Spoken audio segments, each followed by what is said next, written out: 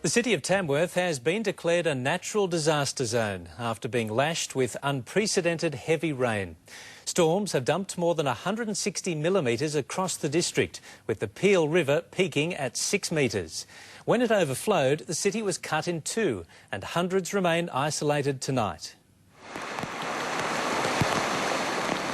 More than 170 lightning strikes and 164 millimetres of rain in less than 24 hours brought Tamworth to its knees.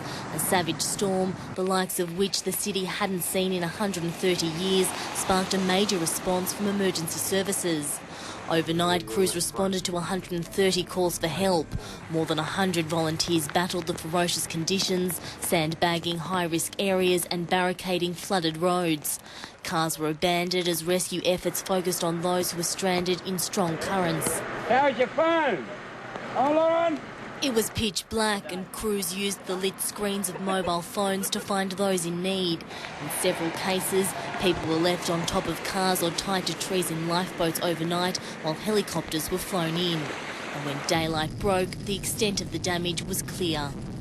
Low-lying businesses moved their stock to higher ground, but for some it was too late. The flood level peaked at 9 o'clock this morning with the Peel River overflowing. Emergency services closed Tamworth's main bridge. Essentially, the city was split in two. This afternoon, the SES Director General and Minister for Emergency Services Tony Kelly scanned the region from the air. By 3 o'clock, it had been declared a disaster zone. Over 200 calls for assistance. Many rescues, many flood rescues and river rescues, all in darkness, and they've all been taken care of, or the majority of them, overnight, and now today is the mop-up and the appraisal process. The damage bill is expected to exceed $1 million.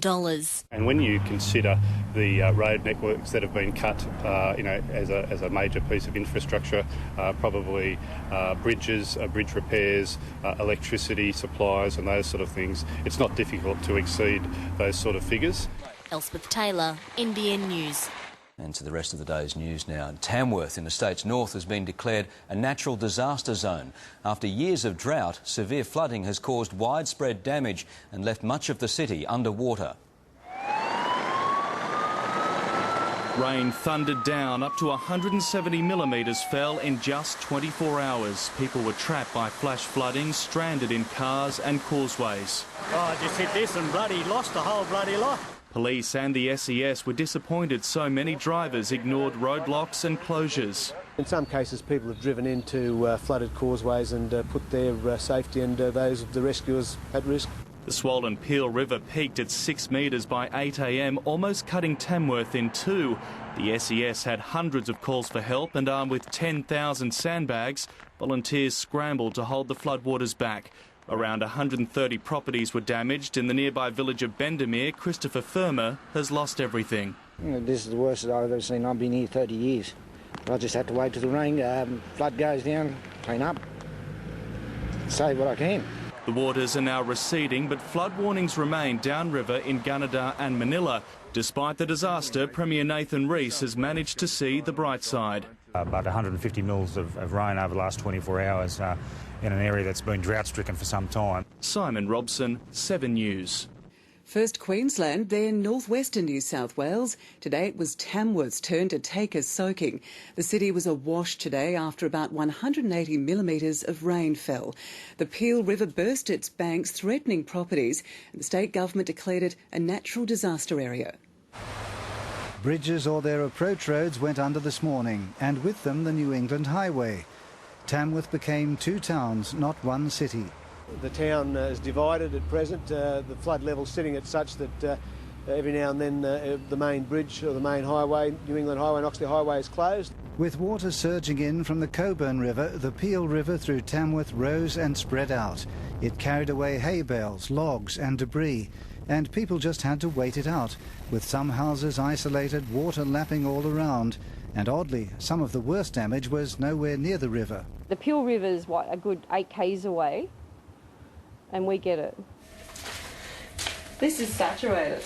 Not flood damage, storm damage, and the insurance assessor doesn't seem to be quibbling.